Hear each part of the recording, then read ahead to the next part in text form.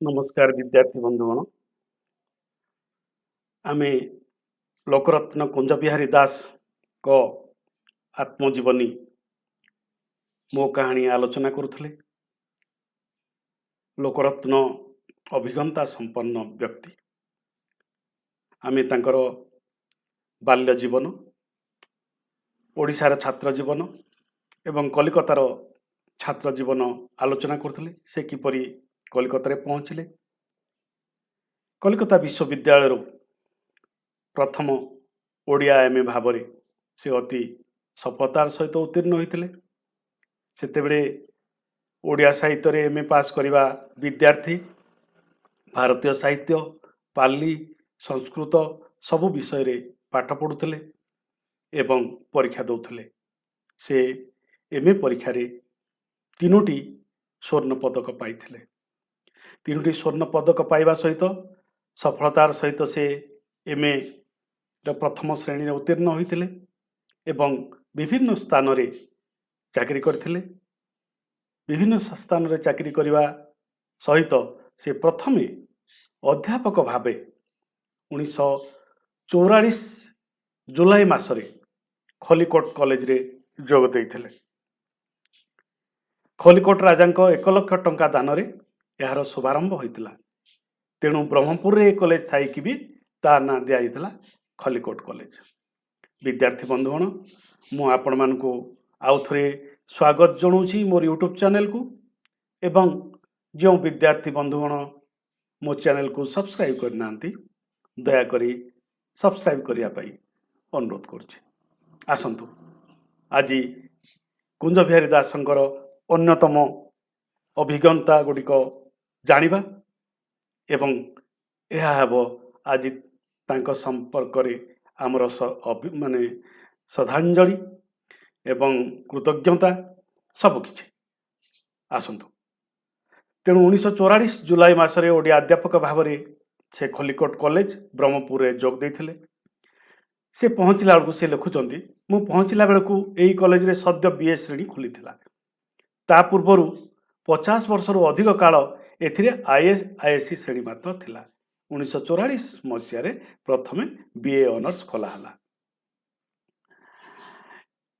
ओडिया विभाग रे एपर्यंत कौन एमए पास अध्यापक नियुक्ति होई नथिले। पढ़ा हाईस्कूल ओडिया पढ़ारू भिन्न थर नथिला। पढ़ाउतिले संस्कृत पंडित बड़ आज्ञा, तांको तले आउ जणे छोट आज्ञा थिले। मु कॉलेज रे रहिला परे ओडिया अध्यापना एक प्रणालीबद्ध रूप पाइला। दीर्घ तेलुगु प्रभाव फल गंजाम छात्र माने ओडिया भाषा दुर्बल हो जाइतिले। बाध्यतामूलक ओडिया रे बहु संख्या रे फेल होतिले। जदिबा ओडिया आंदोलन नेतृत्व नहीं गंजाम भंज कवि सूर्य गोपाल कृष्ण दायाद माने ओडिया रे पास कर न पारिबा नित्यांत ओ गौरवर विषय थिला। शशिभूषण रथ, निरंजन पट्टनायक प्रभृति दक्षिण ओडिशार धमनी रे उष्म जातीयता भावर प्रशमन बुहाई दे पारथिले, किंतु ओडिया शिक्षा संगठित हो पार नथिला। मु लक्ष्य कली ओडिया पाठागारटी नामक मात्र अच्छी, से ओडिया बही ना। ओडिया छात्र पाठ्यपुस्तक छड़ा अन्य ओडिया बही पढ़े ना।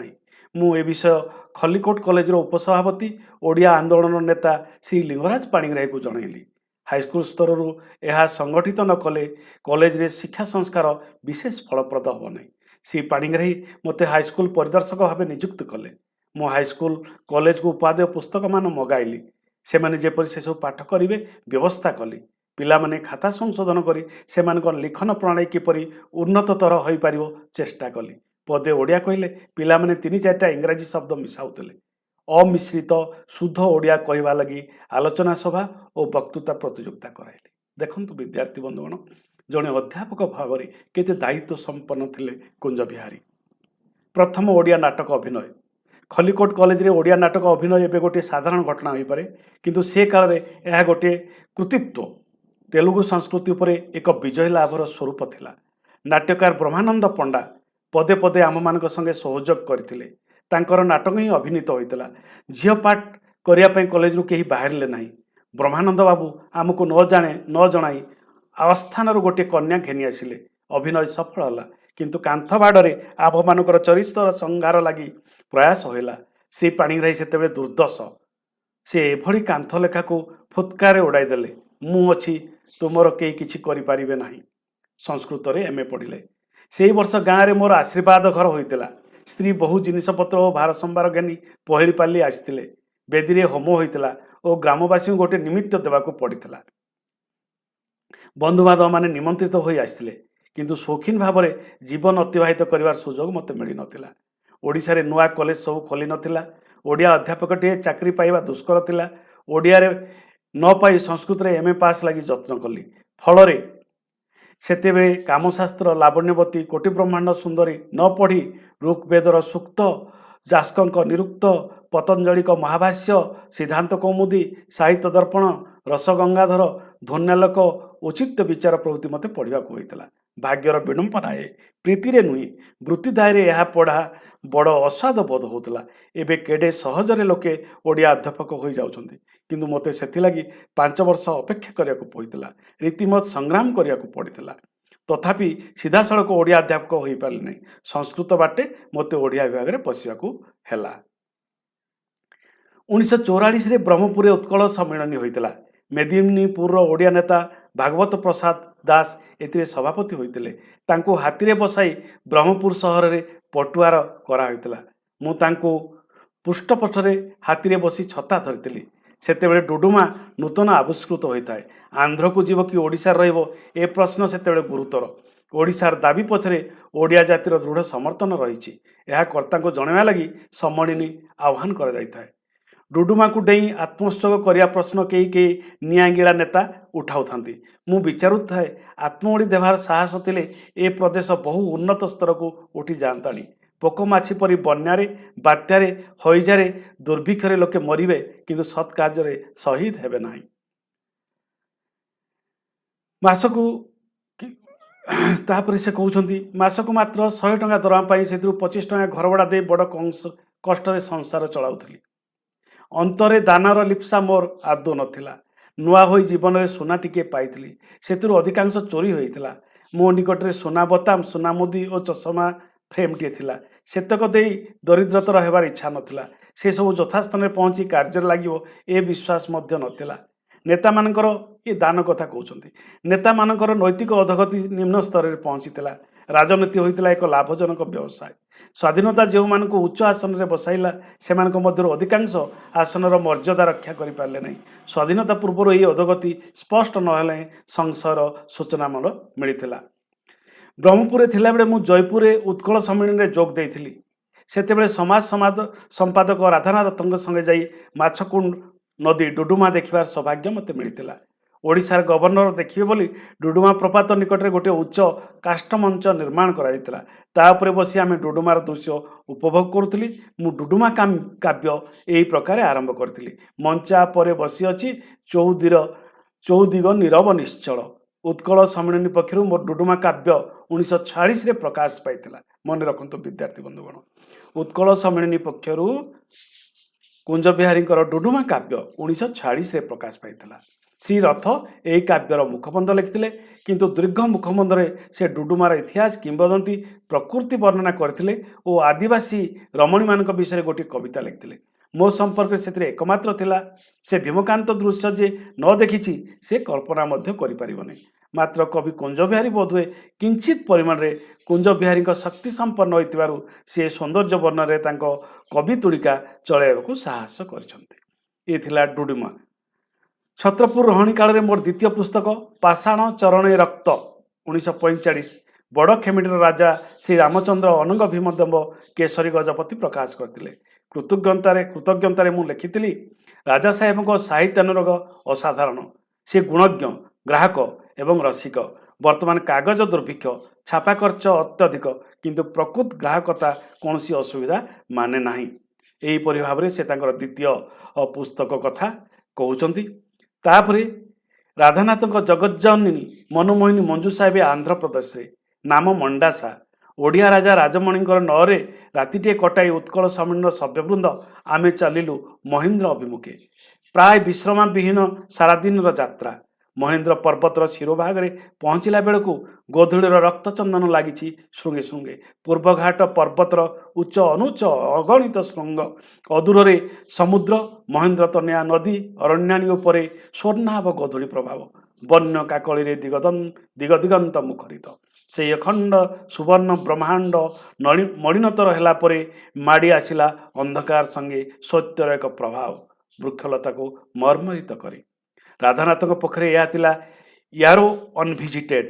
ତଥାପି ଏହା ବିଷୟରେ ରାଧାନାଥ ଲେଖିଥିଲେ କାବ୍ୟ, କିନ୍ତୁ ମୁଁ ଦେଖି କିଛି ଲେଖିପାରିଲି ନାହିଁ। ତେଣୁ ବିଶ୍ୱର ବହୁ ଦୃଶ୍ୟ ଦର୍ଶନ ପରେ ବି ମହେନ୍ଦ୍ର ମନ ଉପରେ ମାୟା ବିସ୍ତାର କରି ରହିଛି। ସେହିପରି ସୁନ୍ଦର ପ୍ରସାରିତ କାବ୍ୟ କାଳାନ୍ୱିତ ଗୋଧୂଳି, ଯାହାର ସୁବର୍ଣ୍ଣ ଦୀପ ସବୁ ହଠାତ୍ ବେଳେବେଳେ ଜଳି ଉଠେ ମନର ଗାଢ଼ତର ତମସାରେ। ତେଣୁ ବହୁ ସ୍ଥାନ ଭ୍ରମଣ କରିଛନ୍ତି କୁଞ୍ଜବିହାରୀ, କିନ୍ତୁ ସବୁ କଥା ସେ ଲେଖିପାରିନାହାନ୍ତି ଏବଂ ଲେଖିବା ମଧ୍ୟ ସମ୍ଭବ ହୋଇପାରିନାହିଁ। କ୍ଷୁଦ୍ର ଦ୍ୱୀପ ଜାପାନ ସମ୍ପର୍କରେ ସେ କହୁଛନ୍ତି, କଠୋର ଅଧ୍ୟବସାୟ ବଳରେ ଜାପାନୀମାନେ ନିଜ ଦେଶକୁ ସଭ୍ୟ ଓ ସମୃଦ୍ଧ ଦେଶମାନଙ୍କ ସମାଜଖଣ୍ଡ କରିଥିଲେ, ଦେଇଥିଲେ ସୁପ୍ତ ଏସିଆ ଓ ଅନ୍ଧକାର ଆଫ୍ରିକାକୁ ନବଜାଗରଣର ସଂକେତ। କିନ୍ତୁ ବହୁ କାଳରେ ନଦୀରେ ଯେପରି ବନ୍ୟା ହୁଏ, ସେହିପରି ଧନସମ୍ପଦ ଓ ଔଦତ୍ୟରେ ଜାପାନ ଉଛୁଳି ଉଠି ମାଡ଼ି ଯାଇଥିଲା ଚୀନ ଓ ଅନ୍ୟାନ୍ୟ ଦେଶକୁ। ହେବାକୁ ଚାହିଁଥିଲା ବ୍ରିଟାନିଆ ପରି ଏକ ବିରାଟ ଭୂଖଣ୍ଡର ଜମିଦାର, ବହୁ ଦେଶର ହର୍ତ୍ତା କର୍ତ୍ତା, ଭାଗ୍ୟ ବିଧାତା। ସେହି ଦୂରାକାଂକ୍ଷା ହିଁ ହେଲା ତାର କାଳ। ଜାପାନ କଚ୍ଛପ ପରି ନିଜର ପ୍ରସାରିତ ପଦ ସଂକୁଚିତ କରି ଆଣିଲା ବହୁ ବିକଟ ଧ୍ୱଂସଲୀଳା ପରେ। ଯେଉଁ ମାର୍କିନ ଜାପାନ ଉପରେ ଆଟମ ବୋମା ପକାଇଥିଲା, ସେ ପାଗଳ ହୋଇଗଲା। ମୁଁ ଯୁଦ୍ଧର ଶେଷ ଦୃଶ୍ୟର ଅଭିନୟ କାଳରେ ଲେଖିଥିଲି ଗୋଟିଏ ଗଦ୍ୟ କବିତା। ସେଇଠି ରୁଚିକର ବୋଧ ନ ହେବାରୁ ପରବର୍ତ୍ତୀ କାଳରେ ଲେଖିଲି ଗୋଟାଏ ପ୍ରଶ୍ନ ନିର୍ବାକ ନିର୍ଦ୍ଦୟ ଅମାବସ୍ୟାର। ଏତେ ବଡ଼ ଭୟଙ୍କର ସ୍ମୃତିକୁ ଜୀବନ୍ତ କରି ନ ରଖିବା କବି ପକ୍ଷରେ ଏକ ମାରାତ୍ମକ ଅପରାଧ ବୋଲି ବିଚାରି। ତେଣୁ ବିଶ୍ୱଯୁଦ୍ଧରେ ଯେଉଁ ଆଟମ ବୋମା ପଡ଼ିଥିଲା ତା ସମ୍ପର୍କରେ ମଧ୍ୟ ସେ ଲେଖିଛନ୍ତି କବିତା। ଏହିପରି ଭାବରେ ସେ ସଂସ୍କୃତରେ MA ପାସ୍ କଲେ ଏବଂ ସଂସ୍କୃତରେ MA ପାସ୍ କଲା ପରେ 1946 ଜାନୁଆରୀ ମାସରେ ମୁଁ ସରକାରୀ ଚାକିରି ପାଇଲି ବୋଲି ସେ କହୁଛନ୍ତି। ତେଣୁ ସଂସ୍କୃତ ବିଭାଗର ସୁପରିଟେଣ୍ଡେଣ୍ଟ ହେଉଛି ସେ ଶୀର୍ଷକ। ସେ କହୁଛନ୍ତି, ସଂସ୍କୃତରେ MA ପାସ୍ କଲା ପରେ 1946 ଜାନୁଆରୀ ମାସରେ ମୁଁ ସରକାରୀ ଚାକିରି ପାଇଲି। ପହିଲେ ସଂସ୍କୃତ ବିଭାଗର ଇନ୍ସପେକ୍ଟର ଓ 3 ମାସ ପରେ ସୁପରିଟେଣ୍ଡେଣ୍ଟ ହେଲି। ପଣ୍ଡିତ ନୀଳକଣ୍ଠ ଏ ସମ୍ବାଦ ଶୁଣି କହିଲେ, ତୁମ ପରି ସର୍ଜନଶୀଳ ବ୍ୟକ୍ତିକୁ ଏ ନ ଯୋଗାଏ। ଖୁବ୍ ହେଲେ ଗୋଟାଏ କିଶୋରୀ ମୋହନ ଦ୍ୱିବେଦୀ ହୋଇପାରିବ। କିଶୋରୀ ବାବୁ ସଂସ୍କୃତରେ ସୁପଣ୍ଡିତ, ସଚ୍ଚରିତ୍ର ଓ ଜଣେ ଆଦର୍ଶ ବ୍ୟକ୍ତି। ପଣ୍ଡିତ ମହଲରେ ଲୋକପ୍ରିୟ ଓ ସଜ୍ଜନ ଭାବରେ ସର୍ବତ୍ର ସମ୍ମାନିତ। ଦୀର୍ଘକାଳ ସଂସ୍କୃତ ବିଭାଗରେ ରହି ସେ ସଂସ୍କୃତ ଶିକ୍ଷା ଓ ଶିକ୍ଷକର ପ୍ରତୀକ ହୋଇଥିଲେ।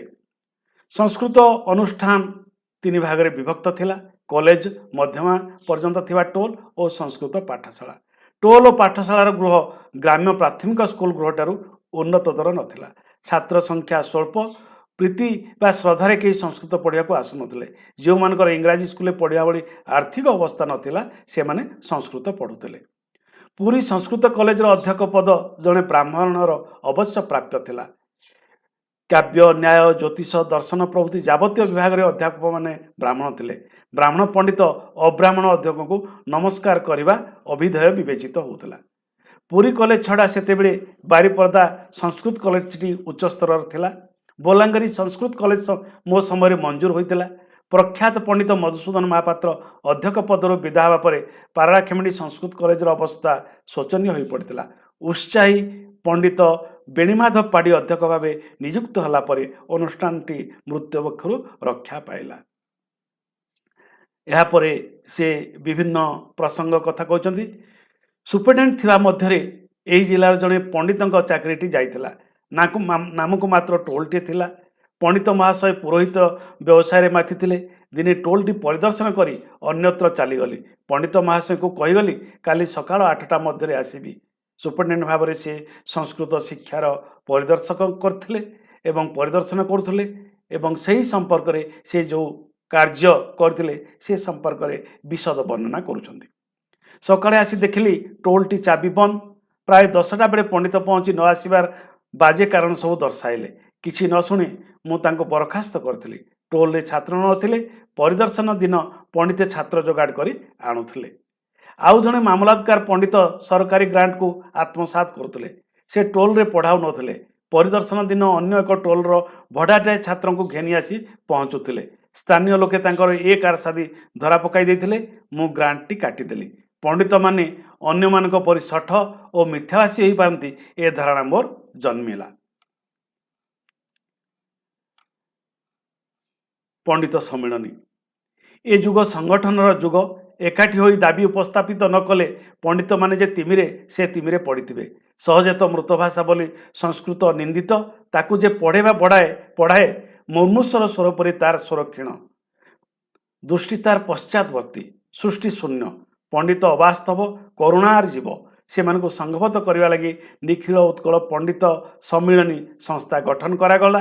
यार दुईटी अभिमुख रहा सांस्कृतिक अभ्युत्थान और अर्थनैतिक उन्नति। एहीपरि भाव से विभिन्न संगठन सहित मध्य जड़ित थिले एवं विभिन्न स्थान से साहित्य सभा सहित जोग दे विभिन्न प्रकार उत्साहमूलक कार्य करुले।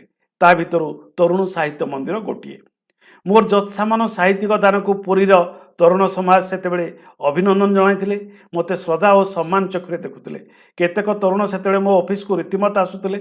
से सुपरिटेडेंट थे संस्कृत विभाग सुपरिटेडेंट से मध्य पठाणी पट्टनायक बलराम पट्टनायक प्रधान आम मान मध्य आलोचनार फल तरुण साहित्य मंदिर। यही मंदिर में प्रति सप्ताह तरुण मानकर लेखापाठ और आलोचना होता। प्रभाती नामक गोटे हाथ लेखा पत्रिका बाहर कराला। आडंबर रे वार्षिक उत्सव पालित होता। प्रथम वार्षिक उत्सव रे सभापति थे पुरी कॉलेजर अध्यक्ष गिरिजा शंकर राय, वक्ता रामचंद्र दास, उद्घाटक मु निजे। 1948 ख्रीष्टाब्द यही मंदिर आनुकूल्य गल्प संकलन तरंग प्रकाश पाइथिला। एहीपरि भाव से विभिन्न कार्य करथिले। 1948 पलिपुष्प नाम से सब प्रकाशित होता। कविता प्रकाश करते दानवीर महंत महाराजा श्री गदाधर रामानुजन दास। यह धर्मपुस्तक नुहे, महंत महाराज लोक साहित्यर महत्व बुझी यह प्रकाश करते नुहे, बरं यही पुस्तक सहित तांकर नाम संजोग विस्मयकर। केवल मो प्रति स्नेह श्रद्धा और विश्वास थिबारु मो कथा से एड़ी पारि नथिले। कृतज्ञता सहित मु तांको नाम स्मरण करुछि। बहु व्यक्ति और अनुष्ठान करुथिबे। पलिपुष्पर मुखबंध पढ़ी कांत कवि लक्ष्मीकांत आनंद उच्छ्वास मध्य मते आशीर्वाद करथिले। सेही मुखबंधर किछि अंश उद्धार करुछि। गाँ गहल सरल सुंदर जीवन गढ़ी चली जुग जुग धरी। ठीक जमती गोटे स्वच्छ पल्ली झरणा केते सुख दुख अभाव सुधा और अत्याचार अनुभूति जमाट बांधे बुकु भितर। साहुकार शोषुची, महाजन शोषुची, जमींदार घर को रख करछि एवं टिकी अबाटे गले समाज अटकाउछि। घर भितर भी शांति नहीं। सासू ननंद बोहू को गंजना दौची, भाई भिन्न होउचंदी। घरर इतिहास अनेक समय कलित कारण दुख हाहाकार इतिहास होइछि। एहीपरि भाव से तांकर जीवनर गाथा पारिवारिक जीवन गाथा से समयर कथा मध्य सेथिरे उत्कीर्ण होइछि। सुपरिटेडेंट थिला बेले मु पंडित मान वेतन बढ़ाइया लगी निष्ठापर भाव चेष्टा करथिली। किए साहित्याचार्य किए न्यायाचार्य बा व्याकरणाचार्य दरमा किंतु 8-10 टंका मात्र। विद्या और विद्यावंतर चरम अवमान नाई। 12 वर्षर तपस्या चषुकोटा परि होता एक व्यर्थ चेष्टा। तेणु यहीपरि भाव से अध्यापक मानकर शिक्षक मानकर आर्थिक उन्नति निमित्त मध्य चेष्टा करथिले। तापरे से आसिकी जोग देले फकीर मोहन कॉलेज रे। एक ऐतिहासिक और आधुनिक ओडिया साहित्यर प्रवर्तक मानक जन्मस्थान भाव बालेश्वर प्रति मोर स्वतंत्र आकर्षण थिला। फकीर मोहन, राधानाथ, चिंतामणि, लक्ष्मीकांत साहित्यर चतुर्था मूर्ति। बालेश्वर को सेमाने प्रतिष्ठित करथिले साहित्य रे। कांस बांस स्वर मुकुताहार, उत्कल कांदी रूपणी साळंदी, उत्तरे बलांगी, जलबेणी बर्णे कोरंगी नयन नीलिमा जिणे प्राणरे मूर्छना सृष्टि करथिला। जे देशे जाई से फल खाए। अल्प काल मध्य बालेश्वर आगे गला। यह एक मलेरिया प्रपीड़ित और अस्वास्थ्यकर स्थान। केते कोकुआ भो देखाइतिले। मो पक्षे यह मिथ्या प्रमाणित होला। तेबे श्मशान रे नरकंकाळर स्तूप देखि चमकी पड़ती। 1943 दुर्भिक्षर कीर्ति।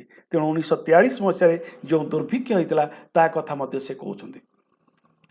कॉलेज हॉस्टेल दिने 2 दिन रहिला परे मामू उपन्यास प्रथम समालोचक साहित्यिक अशरफ अली बसारे local board chairman Ashutosh Rai सहित रहिले। राय घर केदारपुर। से कविवर राधानाथ निकट संपर्क से जड़े स्थानीय कांग्रेस नेता दिने देशधारा लगी भविष्य उच्चाकांक्षार जलांजलि देते सरल विश्वासी सज्जन अकपट व्यवहार जो से प्राथमिक शिक्षक महल में लोकप्रिय थे शिक्षक मानकर साहाय्य बहु गाउली गीत संग्रह कर मत देते से थरे बालेश्वर दूरवर्ती अंचल को मत बुलाई नहीं डेंगा डेंगा कियाबुद बालीबंत मध्य मध्य झाउण शुखिला समुद्रर जुआर भरी उठुला कूल दल दल लाल कंकड़ा विद्युत गति इतस्तत दौड़ी मन को कौतुक प्रबल करुले जुआर आगु शुखिलार जाल घेराई भट्टा पड़ता ए समुद्र माछ धरा जाए। आशुतोष सहित बालेश्वर पल्लीभ्रमण बड़ सुखप्रद होता से भल मनीष किंतु उच्चाकांक्षार अपरिपूर्ति मन को विभ्रांत करता परी बहुकर्मी नैराश्यर दुखरे काल हरण करुले। अशरफ अली मध्य मध्य आसी मो सहित साहित्य चर्चा करते परिचित विदग्ध गोष्ठी से रचनार प्रेरणा पाई शेष जीवन में से लेखालेखि छाड़ी फकीरमोहन इंग्राजी रे निज नाम FA बदल रे PHA लिखुले से बनाटी फकीरमोहन कॉलेज नाम स्मृति भाव रखा लगी मत अनुरोध करते मुझे एक गुरुत्वपूर्ण वैशिष्ट्य मन करू ए दिगरे चेष्टित हेली नाही। मु फकीरमोहन कॉलेज रे जोगदेला परे फकीरमोहन साहित्य परिषद प्रतिष्ठित हला जहाँ एक चर्चित साहित्य अनुष्ठान ओडिशार यहाकू गठन करिवारे साहाय्य करथिले सहयोग करथिले कुंज बिहारी दास।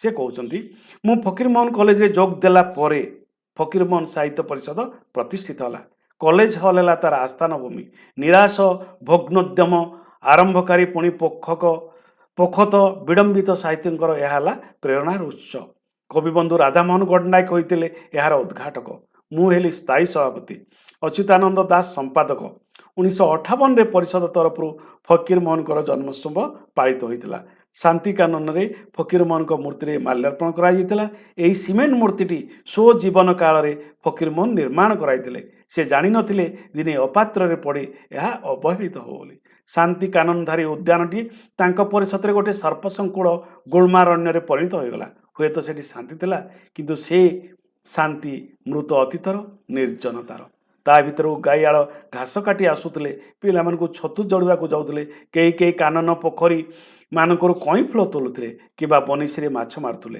हुए तो यह होता अभिसार एक लीला क्षेत्र डाकू मानकर लुचि रही स्थान फकीरमोहन को समन्वय स्तंभर महत् बाणी जीवे दया नामे भक्ति अहिंसा परम धर्म सकल घटे नारायण बसंती अनादि कारण हुए तो जड़चक्षुरे पड़ता अर्थ क्षमतार बाई शिक्षित समाज ए बाण एड़ी चली वर्ष वर्ष धरी तेणु यहीपरि भाव से फकीरमोहन जन्मस्थानर अभिज्ञता कथा कहते बालेश्वर 1948 अनुष्ठित आम साहित्य सम्मेलन जे कौन सी प्रवासी बंग साहित्य सम्मेलन संगे ताल देवाक समर्थ होता ओडिशार विशिष्ट साहित्यिक माने एथिरे जोग देइतिले साहित्य सहित निखिल भारतीय संगीत सम्मेलन अनुष्ठित होता संस्कृति लगी ए उन्मादना अपूर्व।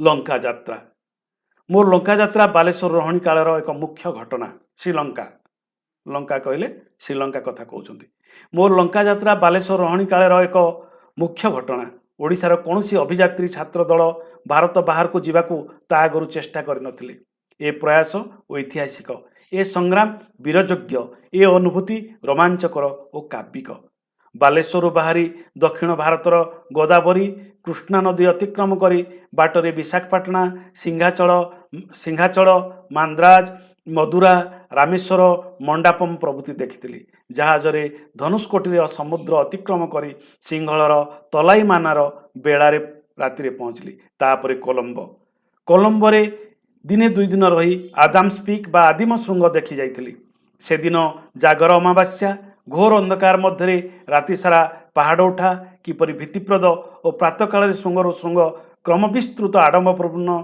सूर्योदय किपरि प्रीतिप्रद होइतिबो ता अनुमान्य कांडी अनुराधापुर त्रिकोमाड़ी जापान नुआरा एलिया महिंदाल मु देखी नाही सिग्रिया पर्वतर भित्तिचित्र देखिबार सुजोग मत मिली नाही मो देशर इतिहास सहित सिंहलर संपर्क विजय सिंह जययात्रा और सिंहल राजत्व मते अभिभूत करथिला बड़ प्रीतिपूर्ण दृष्टि मो पितृ पितामहଙ୍କର ଭୂମି ସିଂହଳକୁ ଦେଖିଥିଲି ଓ ସିଂହଳ ବିଦାୟ କବିତାରେ ଲେଖିଥିଲି।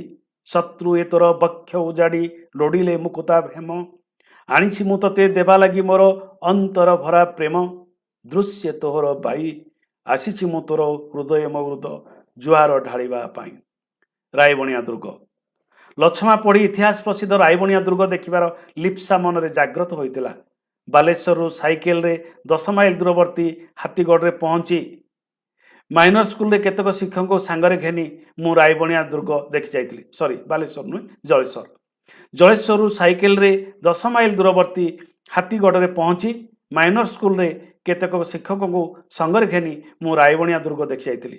ଇତିହାସର ସେହି ଗୌରବମୟ ଦୁର୍ଗ ଏବେ ଭଗ୍ନ ସ୍ତୂପ, ଘନାରଣ୍ୟରେ ଆଚ୍ଛନ୍ନ, ବ୍ୟାଘ୍ର ଭଲ୍ଲୁକର ଆଶ୍ରୟସ୍ଥଳୀ, ସୁଗଭୀର ଗଡ଼ଖାଇ, କର୍ଦ୍ଦମାକ୍ତ ବଂଶବନାବୃତ ସର୍ପସଙ୍କୁଳ।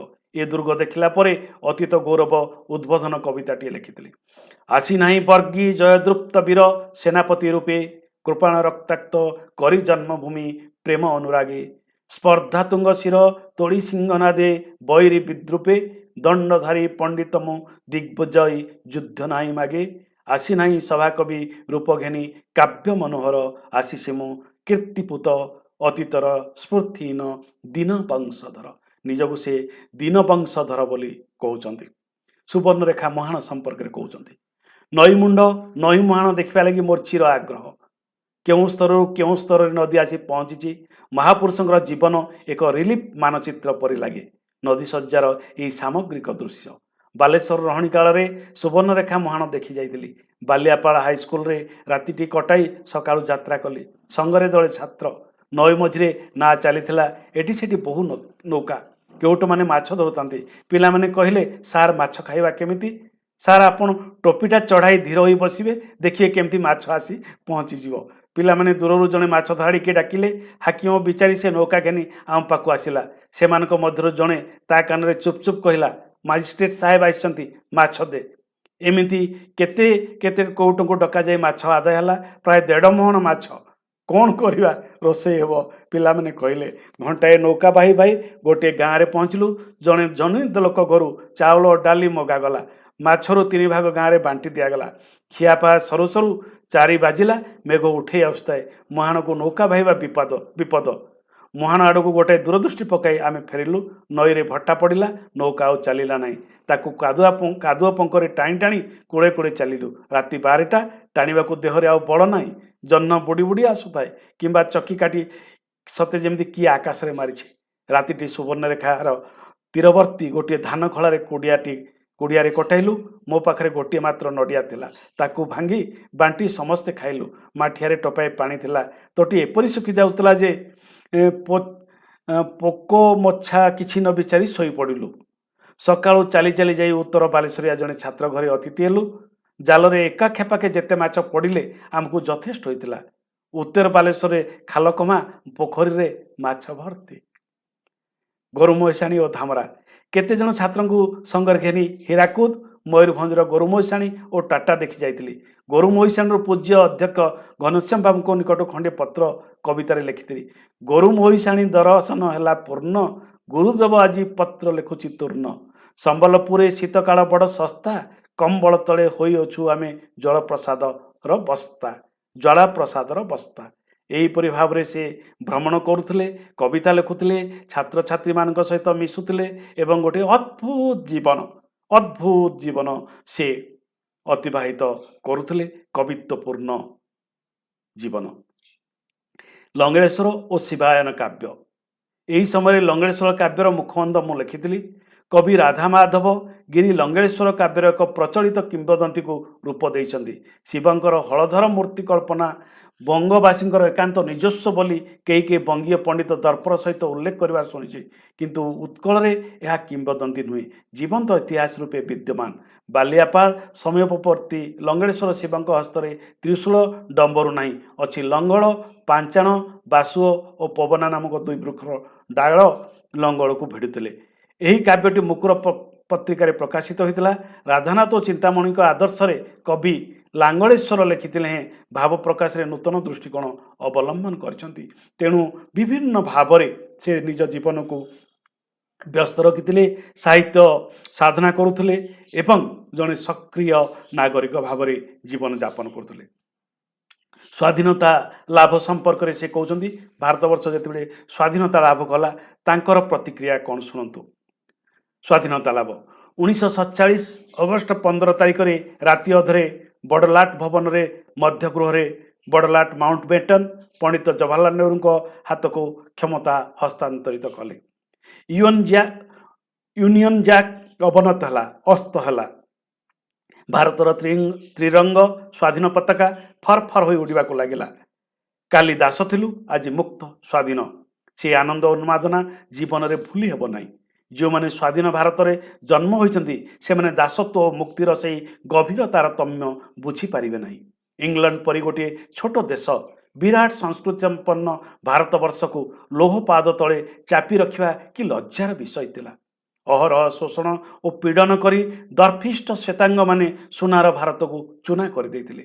ବିଶ୍ୱ ଦରବାରରେ ଆଜି ଆମେ ଗର୍ବରେ ମୁଣ୍ଡ ଟେକିଲୁ, କିନ୍ତୁ ଆମ ଆନନ୍ଦ ଉଲ୍ଲାସ ଦୀର୍ଘସ୍ଥାୟୀ ହେଲା ନାହିଁ। ପରିବର୍ତ୍ତନ ଥିଲା ମୁଖ୍ୟତଃ ଭାବଗତ କିମ୍ବା ଏକାନ୍ତ ମନ୍ଥର। ବର୍ଷ ପରେ ବର୍ଷ ଅତୀତ ହେଲା। ସ୍ୱାଧୀନ ପ୍ରଭାତର ରୋମାଞ୍ଚକର ଗୋଲାପୀ କିରଣ ଅପସରିଗଲା। ବାସ୍ତବ ଦୃଷ୍ଟିରେ ପଡ଼ିଲା ଯେ ଗୋରା ଜାଗାରେ କଳା ସାହେବ ମାନେ ବସିଛନ୍ତି। ନିଶା ନିବାରଣ ଲାଗି ଯେଉଁମାନେ ପିକେଟିଂ କରୁଥିଲେ ସେଇମାନେ ନୂଆ ହୋଇ ମଦ ଧରିଛନ୍ତି, ଅକୁଣ୍ଠ ଭାବେ ବିଦେଶୀ ଜିନିଷ ବ୍ୟବହାର କରୁଛନ୍ତି। ଆଉ ଗୋଟାଏ ନିଶା ବି ଲାଗିଗଲା, ଏହା କ୍ଷମତାର। ଦେଶ ବିଦେଶରୁ ଉଦ୍ଧାର କରି ବଡ଼ ଲୋକ ପରି କେତେକ ଘିଅ ପିଇ ଚାଲିଲେ। ଜନସାଧାରଣ ସ୍ୱାଧୀନତାର କୌଣସି ଆସ୍ୱାଦନ ଅନୁଭବ କରିପାରିଲେନି। ବିଦ୍ୟାର୍ଥୀ ବନ୍ଧୁଗଣ, ଏ ହେଉଛି କୁଞ୍ଜ ବିହାରୀ ଦାସଙ୍କର ସ୍ୱାଧୀନତା ପରବର୍ତ୍ତୀ ଭାରତର ବ୍ୟବସ୍ଥା କଥା କହୁଛନ୍ତି। 1948 ଜାନୁଆରୀ 30 ତାରିଖରେ ନାଥୁରାମ ଗଡ଼ସେ ମହାତ୍ମା ଗାନ୍ଧୀଙ୍କୁ ପ୍ରାର୍ଥନା ସଭାରେ ହତ୍ୟା କରିଥିଲା। ସମଗ୍ର ଭାରତ ଓ ଜଗତ କାନ୍ଦିବା ଭଳି ଏପରି ଏକ ଭୟଙ୍କର ଓ ଶୋଚନୀୟ ଘଟଣା ମୋ ଜୀବନ କାଳ ମଧ୍ୟରେ ଆଉ କେବେ ଘଟିନାହିଁ। ମହାତ୍ମା ଗାନ୍ଧୀଙ୍କ ହତ୍ୟା କଥା ବର୍ଣ୍ଣନା କରୁଛନ୍ତି କୁଞ୍ଜ ବିହାରୀ। 1948 ଜାନୁଆରୀ 30 ତାରିଖରେ ନାଥୁରାମ ଗଡ଼ସେ ମହାତ୍ମା ଗାନ୍ଧୀଙ୍କୁ ପ୍ରାର୍ଥନା ସଭାରେ ହତ୍ୟା କରିଥିଲା। ସମଗ୍ର ଭାରତ ଓ ଜଗତ କାନ୍ଦିବା ଭଳି ଏପରି ଏକ ଭୟଙ୍କର ଓ ଶୋଚନୀୟ ଘଟଣା ମୋ ଜୀବନ କାଳ ମଧ୍ୟରେ ଆଉ କେବେ ଘଟିନାହିଁ। ମହାତ୍ମାଜୀ ଭଗବାନଙ୍କ ଲୋକ, ଅହୋରାତ୍ର ଈଶ୍ୱର ଚିନ୍ତା, ସତ୍କର୍ମରେ ସାରା ଜୀବନ ସେ ଆତ୍ମନିୟୋଗ କରିଥିଲେ। ସାମାନ୍ୟ ଏକ ଗୁଳିରେ ଏ ମହାପୁରୁଷଙ୍କର ଜୀବନାବସାନ ଘଟିବ ଏ ବିଶ୍ୱାସ ନଥିଲା। ଏ ଘଟଣା ଅଦ୍ଭୁତ ଭାବେ ଆକସ୍ମିକ ଓ ନାଟକୀୟ ବୋଧ ହୋଇଥିଲା। ଏକାନ୍ତ ଆତ୍ମୀୟ ବିଚ୍ଛେଦରେ ଲୁହ ଢାଳିବାର ଅନୁଭୂତି ଥିଲା। କିନ୍ତୁ ବିଶ୍ୱ ପରିବାରର ଏହି ମହାନ ଅଭିଭାବକ, ଜଗତର ବିବେକ, ନିପୀଡ଼ିତ ଶୋଷିତର ଆତ୍ମୀୟଙ୍କର ବିଚ୍ଛେଦ ନିଖିଳ ପ୍ରାଣରେ ଅଦ୍ଭୁତ ଆଲୋଡ଼ନ ସୃଷ୍ଟି କରିଥିଲା। ଗାନ୍ଧୀଜୀ ଭାରତକୁ ସ୍ୱାଧୀନତା ଦେଇଥିଲେ। ମୋ ବିଚାରରେ ଏ ଦିଗରେ ନେତାଜୀଙ୍କର ଭୂମିକା ଗୌଣ ନଥିଲା। ବସ୍ତୁତଃ ହିଂସା ଓ ଅହିଂସା ଉଭୟ ଉପାୟରେ ଭାରତ ସ୍ୱାଧୀନତା ଲାଭ କଲା। ସାମ୍ରାଜ୍ୟବାଦୀ ବ୍ରିଟିଶ ପ୍ରତି ପରିସ୍ଥିତି ମଧ୍ୟ ପ୍ରତିକୂଳ ଥିଲା। ସ୍ୱାଧୀନତା ଲାଭ ଦିଗରେ ଜନସାଧାରଣଙ୍କ ତ୍ୟାଗ ଥିଲେ ମଧ୍ୟ ତାହା ବିପୁଳ ନୁହେଁ। ତେଣୁ ସ୍ୱାଧୀନତାର ଗୁରୁତ୍ୱ ବା ଗୌରବ ସମସ୍ତ ଭାରତବାସୀ ଦୃଢ଼ ଭାବେ ଅନୁଭବ କରିପାରିନଥିଲେ। ଏ ଥିଲା ସ୍ୱାଧୀନତା ସମ୍ପର୍କରେ କୁଞ୍ଜ ବିହାରୀଙ୍କର ମତ। ଏବେ ଆସନ୍ତୁ ଅତି ଗୁରୁତ୍ୱପୂର୍ଣ୍ଣ ପ୍ରସଙ୍ଗଟିକୁ ଆଲୋଚନା କରିବା। ଶାନ୍ତି ନିକେତନରେ 11 ବର୍ଷ। ଏହି ଶାନ୍ତି ନିକେତନ ହିଁ ତାଙ୍କୁ ଦେଇଥିଲା ଜଣେ ବିଶିଷ୍ଟ ଗବେଷକ, ବିଶିଷ୍ଟ ପ୍ରଫେସର, ବିଶିଷ୍ଟ ଲୋକସାହିତ୍ୟ ଭାବରେ ପରିଚୟ, ଲୋକସାହିତ୍ୟର ଗବେଷକ ଭାବରେ ପରିଚୟ। ତେଣୁ ଶାନ୍ତି ନିକେତନରେ ଯେଉଁ 11 ବର୍ଷ କଟେଇଛନ୍ତି, ଅତିବାହିତ କରିଛନ୍ତି, ତାହା ଥିଲା ତାଙ୍କ ଜୀବନର ଶ୍ରେଷ୍ଠ ସମୟ। ସେ କ'ଣ କହୁଛନ୍ତି ଆସନ୍ତୁ ଶୁଣିବା। ସହର ଯେପରି ପାଖେଇ ନ ଆସେ, କେତେ ଚମତ୍କାର ଭାବରେ ସେ ଲେଖୁଛନ୍ତି ନିଜ ଆତ୍ମଜୀବନୀରେ। ଶାନ୍ତି ନିକେତନ 11 ବର୍ଷ ଲେଖିଲା ବେଳକୁ ସେ ଲେଖୁଛନ୍ତି, ସହର ଯେପରି ପାଖେଇ ନ ଆସେ। ସହର ମାଡ଼ି ଚାଲିଛି, କଂକ୍ରିଟ ଜଙ୍ଗଲ ମାଡ଼ି ଚାଲିଛି। ଶାନ୍ତି ନିକେତନ ତିଆରି ହେଇଥିଲା ସହର ଯେପରି ପାଖେଇ ନ ଆସେ ଦର୍ଶନରୁ, ରବୀନ୍ଦ୍ରନାଥଙ୍କର। ସହର ଯେପରି ପାଖେଇ ନ ଆସେ ଭବିଷ୍ୟତ କର୍ମକର୍ତ୍ତାମାନଙ୍କ ପ୍ରତି ରବୀନ୍ଦ୍ରନାଥଙ୍କର ଚେତାବନୀ ଥିଲା। ଏବେ ସୁଶ୍ରୀ ପଲ୍ଲୀମୟ ଶାନ୍ତିନିକେତନକୁ ଶୁଷ୍କ ସହର ମାଡ଼ି ବସିଛି। ବୋଲପୁର ଶାନ୍ତିନିକେତନ ମଧ୍ୟରେ ଥିବା 3 ମାଇଲ ବ୍ୟବଧାନ ଆଉ ନାହିଁ। ସରଳ ପଲ୍ଲୀ କୁଟୀର ସବୁ ଲୋପ ପାଇଯାଇଛି। ପ୍ରାୟ ସମସ୍ତ ଅଧିବାସୀ ସହରୀ। ଶାନ୍ତିନିକେତନ ଠାରୁ ପଲ୍ଲୀ ସଂକୋଚରେ ବରଂ ଦୂରେଇ ଯାଇଛି। ଉପାଚାର୍ଯ୍ୟ ଭବନରେ ଗୋଟିଏ ରାଜବାଟୀ, ଅନ୍ୟାନ୍ୟ ଅଧ୍ୟାପକମାନେ ପ୍ରଶସ୍ତ ସୌଧବାସୀ। ଏବେ ସୌଧମୟ ଶାନ୍ତିନିକେତନ। ପଲ୍ଲୀର ସେହି ସରଳ କୁଟୀର ଓ ପାରିବାରିକତା ଆଉ ନାହିଁ। ଶିକ୍ଷକ ଓ ଛାତ୍ରମାନଙ୍କ ମଧ୍ୟରେ ସେହି ନିବିଡ଼ ସୌହାର୍ଦ୍ଦ୍ୟ ମଧ୍ୟ ନାହିଁ। ଏ ଘର ଦୁଃଖ ସେ ଘର ବୁଝେ ନାହିଁ। ଏ ଘରେ ବ୍ୟାଧିର କାରୁଣ୍ୟ ମଧ୍ୟ ସେ ଘରେ ରେଡ଼ିଓ ବାଜେ। ବ୍ୟକ୍ତି ବ୍ୟକ୍ତିଠାରୁ ଏବେ ବିଚ୍ଛିନ୍ନ। କାଶମୟୀ ଶରତ ସୁନ୍ଦରୀ ଆଉ ଶାନ୍ତିନିକେତନ ଶାନ୍ତ ସନ୍ଧ୍ୟାର ମାଧୁର୍ଯ୍ୟ ଓ ଗାମ୍ଭୀର୍ଯ୍ୟ ଘେନି ଅବତୀର୍ଣ୍ଣ ହୋଇନାହାନ୍ତି। ରୋପିତ ହୋଇଛି ଅଭୟାରଣ୍ୟ, ପକ୍ଷୀତୀର୍ଥ, ଶାଳମଳି, କିଂଶୁକ, କୃଷ୍ଣଚୂଡ଼ାର ସେହି ଆଦିମ ବନ୍ୟ ମାଧୁର୍ଯ୍ୟ ହୁଏତ କିଞ୍ଚିତ୍ ରହିଛି, କିନ୍ତୁ ସେସବୁ ଉପଭୋଗ କରିହେବାର ନାହିଁ। କିଛି ଦିନ ତଳେ ଏଠି ଚାଲିଥିଲା ଧର୍ମଘଟ। ନକ୍ସଲାଇଟ୍ ଅଧ୍ୟାପକଙ୍କ ଛାତିରେ ବାଜିଥିଲା ଛୁରୀ। ଚାରିଆଡ଼େ ପୁଲିସ ଜଗୁଆଳି। ବାଟ ପଡ଼ିଯାଇଥିଲା, ବନ୍ଦ ହୋଇଯାଇଥିଲା ଘାଟ। ସେହି ସ୍ୱଚ୍ଛନ୍ଦ ଶାନ୍ତ ସରଳ ମାଧୁରୀ ଯାହା ରବୀନ୍ଦ୍ର ପ୍ରାଣରେ ମୂର୍ଚ୍ଛନା ସୃଷ୍ଟି କରିଥିଲା, ନବ ନବ ପ୍ରବାହରେ କାବ୍ୟୋଦ୍ରେକ କରିଥିଲା, ତାହା ଏବେ ହଜିଯାଇଛି ଭିଡ଼ ନିବିଡ଼ ଆଧୁନିକ ଜଞ୍ଜାଳ ଯନ୍ତ୍ରଣା ଓ ଆୟୋଜନର କୋଳାହଳ ମଧ୍ୟରେ। ଶାନ୍ତିନିକେତନ ପହିଲି ଦିନ କଥା ମନେ ପଡ଼େ। ଗବେଷକ ଓ ସାହିତ୍ୟିକ ଚିତ୍ତରଞ୍ଜନ ଦାସ ମୋତେ ପାଛୋଟି ନେବା ଲାଗି ବୋଲପୁର ଷ୍ଟେସନକୁ ଆସିଥିଲେ। ଲାଲ ମାଟି, ଖାଲଖମା, ଗୋଡ଼ିଗଦା ଓ କାଶଫୁଲରେ ଶାନ୍ତିନିକେତନ ପ୍ରଥମ ସ୍ପର୍ଶ ପାଇଲି। ପାଇଜାମା ଓ ପଞ୍ଜାବୀ ପିନ୍ଧା ଶାନ୍ତିନିକେତନର ଅଧ୍ୟାପକ, ଦୀର୍ଘକେଶ ଛାତ୍ର, ପ୍ରାୟ ଅଳଙ୍କାରହୀନ ଲମ୍ବିତ କେଶା ଛାତ୍ରୀ, ପିଙ୍ଗଳ ବସ୍ତ୍ର, ବୌଦ୍ଧ ଭିକ୍ଷୁ, କୃଷ୍ଣଚୂଡ଼ା ଓ ଆମଳିକ ପତ୍ରରେ ଝଲମଲ ଆଲୋକ ଶିକ୍ଷା ଲକ୍ଷ୍ୟ କରୁ କରୁ ଯଥାସ୍ଥାନରେ ପହଞ୍ଚିଗଲି। ମହେଶ୍ରୀ ଦେବେନ୍ଦ୍ରନାଥ ଯେଉଁ ଘରେ ରହିଥିଲେ ତାହା ହୋଇଛି ଅତିଥିଶାଳା। ମୁଁ ସେହି ଘରେ ପ୍ରଥମେ ରହିଲି। ଅଧ୍ୟାପକ ଛାତ୍ରଛାତ୍ରୀଙ୍କ ସାଧାରଣ ଭୋଜନଶାଳାକୁ ଖାଇବାକୁ ଗଲେ। ଛାତ୍ରଛାତ୍ରୀମାନେ ପରିବେଷଣ କଲେ। ହାସ୍ୟ ଓ ଆନନ୍ଦ କୋଳାହଳ ମଧ୍ୟରେ ଖାଦ୍ୟ ବଡ଼ ସ୍ୱାଦ୍ୟ, ତୃପ୍ତିକର ବୋଧ ହେଲା। ସାହେବ ପିଲାମାନେ ଆମ ମେଳରେ ପାଇଜାମା ପଞ୍ଜାବୀ ପିନ୍ଧି ବସି ଘର ଭାତ ଡାଲିରେ ହାତ ବାଲୁ ବାଲୁ କରି ଖାଉଥାନ୍ତି।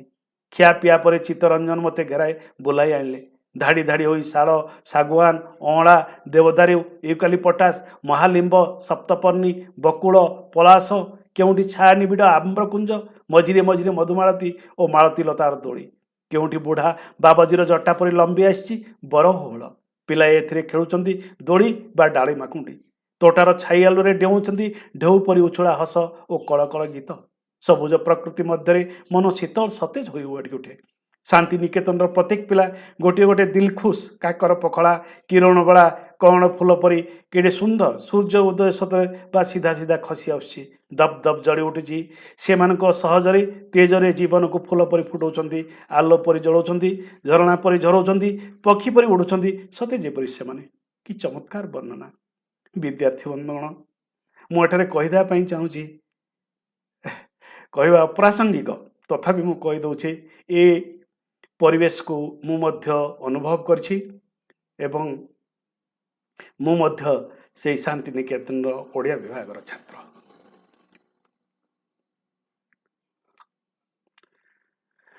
ଛୁଟି ଦିନ ପିଲାମାନେ କୌଣସି ଦୂରବର୍ତ୍ତୀ ସ୍ଥାନକୁ ଭ୍ରମଣ କରିଯାଆନ୍ତି। ପଥପ୍ରାନ୍ତର ସଙ୍ଗୀତର କଳଧ୍ୱନିରେ ମୁଖରିତ ହୁଏ। ବର୍ଷା ହେଲେ ମୁକ୍ତାକାଶ ତଳେ ପାଠ ପଢ଼ିବା ସମ୍ଭବ ହୁଏନି। ସେଦିନ ପିଲାମାନେ ଚାଲି ଚାଲି ଯାଇ ପ୍ରକୃତି ଦର୍ଶନ କରନ୍ତି। ଏଠୁ ଫେରିଗଲା ବେଳକୁ ପିଲାଏ କିଛି କବି ହୋଇଯାଉଥିବେ। ପ୍ରକୃତି ସହିତ ମୁହାଁମୁହିଁ ହେବାର କିଛି କବି ଭାବାପନ୍ନ ହୁଅନ୍ତି ନିଶ୍ଚୟ, କିନ୍ତୁ ଏହି ବୟସରୁ ସେମାନଙ୍କୁ ସଂସ୍କୃତ ସମ୍ପନ୍ନ କରି ଗଢ଼ିବାର ଚେଷ୍ଟା ହୁଏ। ପ୍ରତି ମଙ୍ଗଳବାର ଦିନ କିଶୋରୀ କିଶୋରୀମାନଙ୍କର ସାହିତ୍ୟ ସଭା ହୁଏ। ସତ କଥା। ଏବଂ ଆମ ଓଡ଼ିଆ ବିଭାଗର ଯେଉଁ ସାହିତ୍ୟ ସଭା ହେଉଥିଲା, ମୁଁ ତାହାର ଥିଲି ସମ୍ପାଦକ। ମଙ୍ଗଳବାରିଆ ସାହିତ୍ୟ ସଂସଦ, ଆମେ ସକାଳୁ ସାହିତ୍ୟ ସଭା କରୁ ହଷ୍ଟେଲରେ।